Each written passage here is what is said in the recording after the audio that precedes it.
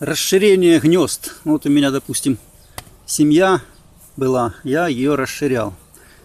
Когда семья достигает размеру 10-12 рамок, обсиживаемых пчелами, и расплоду 7 рамок и больше, можно проводить расширение семей единоразовой. Собственно, его и надо сделать. Но это можно сделать только в ульях просторных. В узких ульях 12-рамочных, 10-рамочных этого сделать невозможно. Их можно расширять только вверх. Но я работаю с лежаками, мне так проще. Поэтому как я расширяю гнезда в лежаках. Итак, как известно, пчелы привыкают к одному литку. Вот у меня семья занимала пол-улья, 20-рамочный улей, 10 рамок пчел было. Занимали они пол-улья. Летали вот на этот вот литок. И я их решил расширить. Расширять можно этим же методом, но достигать 3 различных результатов. Как это я делаю? Беру все расплодное гнездо, которое там есть. Этот литок у меня на тот момент закрытый. И сдвигаю все это гнездо в правую сторону. Все полностью гнездо в правую сторону. Получается, у меня гнездо смещено сюда. А в эту часть освободившуюся, там пустое место становится, вынимаю разделительную доску и все заставляю сушью.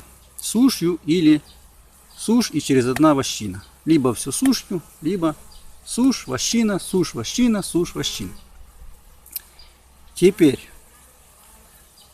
как получить 3 разных эффекта? Эффект первый. Если у вас медосбор, открываем вот этот вот литок. Сместили все гнездо сюда, открыли этот литок, и эти литки открыты. Что получается?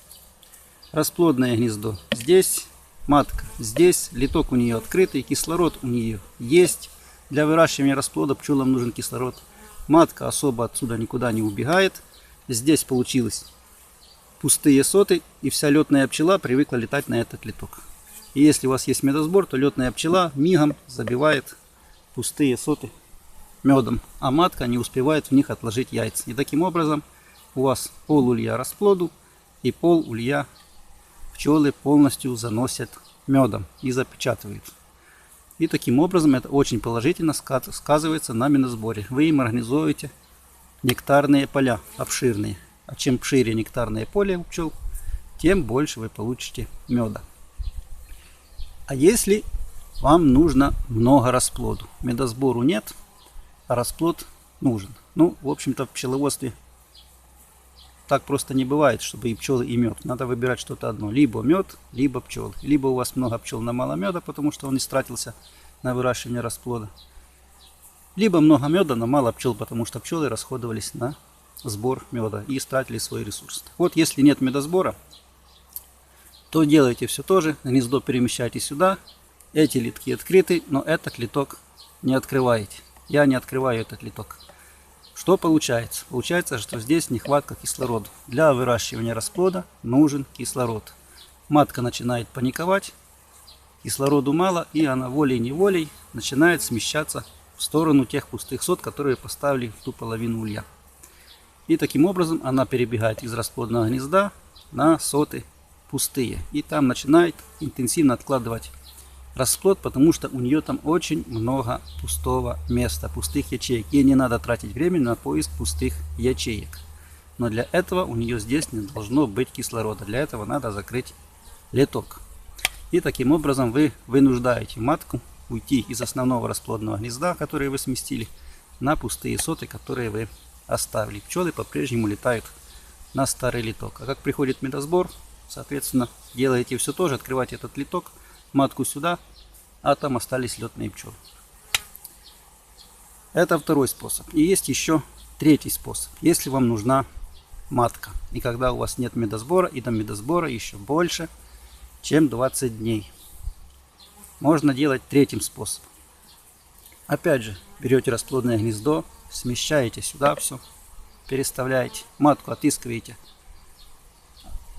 Значит, гнездо смещаете, ставите глухую разделительную доску, перегораживаете улей напополам, матку находите в расплодном гнезде, пересаживаете на те пустые соты, которые вы сюда поставите, пустую часть улья, которая образуется.